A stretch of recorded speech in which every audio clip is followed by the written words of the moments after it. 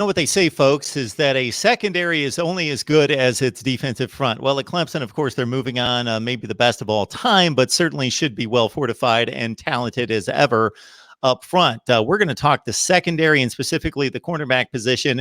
We got Ryan Cantor on the line from Shaking the Southland, so please join him and the rest of the staff talking national championship Clemson football. Ryan, how you doing tonight?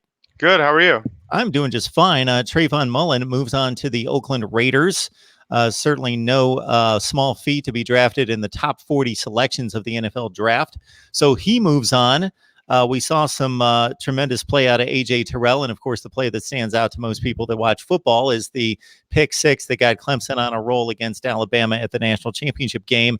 And then I love the story with Darian Kendrick moving from just in the middle of practice, as the story goes, that I received and heard Dabo Swinney basically saying, you play over here, and suddenly he's locking down some tremendous wide receivers and playing some really good cornerback in practice for Clemson. Yeah, so he was the number one player in the state of South Carolina, came to Clemson to be a wide receiver. Didn't make a huge impact at wide receiver last year. Obviously, pretty strong and crowded wide receiver core. More depth was needed at cornerback, and he was willing to move over onto the defensive side and made a big splash. He's super athletic, obviously had the pedigree, as a former five-star. So he joins now and really bolsters the depth. But they have some freshmen coming in as well. So I think we could see, for as much as the defensive line is going to have, its challenges replacing four starters and the key backup in Albert Huggins, the secondary should take a step forward and really help compensate. And, last year they were the number one scoring defense. I don't know if they'll be number one, but I think the step back will be somewhat minimal because the secondary is really going to step up this season. Talking Clemson football, we got Ryan Cantor on from Shaking the Southland and looking at the cornerback position in particular. You mentioned some of these youngsters coming up, and it should be no big surprise. Andrew Booth, number 2 rated cornerback in the country, a 5-star out of Georgia. Sheridan Jones as well, and I take it that he was on campus during the spring. Yeah, so Sheridan Jones we saw in the spring game had a pass breakup or two and looked really strong. He was in the two deep depth chart, and with Andrew Booth coming in, that's 2 more guys on top of Darian Kendrick. So that's really that's 3 guys coming in to replace Trayvon Mullen. Kyler McMichael actually just announced that he's transferring, and then it almost immediately after was announced that he's going to North Carolina to join Mac Brown's program. And I think often that's bad news, but in a way, it's positive commentary on how good some of these other guys. You lose your top cornerback, and then a guy transfers because the cornerback room got so much better, and he's going to have to struggle for playing time. So I think we're going to see more depth at cornerback. Depth was kind of a concern last year, and both safeties return in addition. So I think the instead of the front 4 being the strength, the back 4 really could be the strength for Clemson's defense this year.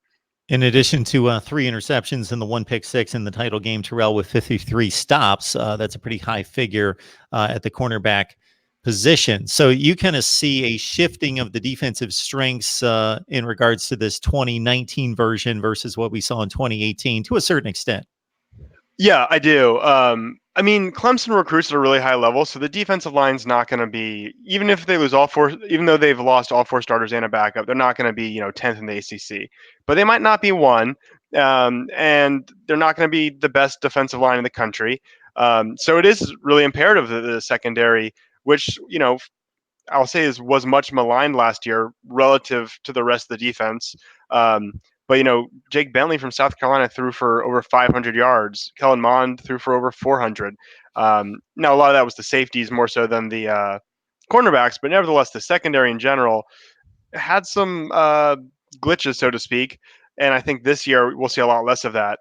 And if we don't, it's going to be a problem because the D line's not going to get to them as fast. So they need to improve. And I think there's really positive, the good reason for optimism that they will improve and compensate for the losses up front.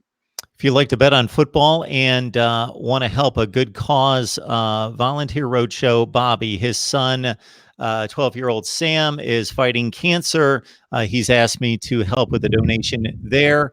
And so what the issue is that basically we've got a link down that you'll see in the description section below. It's attached to the hashtag Samstrong. What you do there, if you love to bet on football is you grab the link, you go on to Bet Now, you use the promo code MRTVCFB, Mark Rogers TV College Football, MRTVCFB. That's the promo code, and you get 50% additional added onto your account.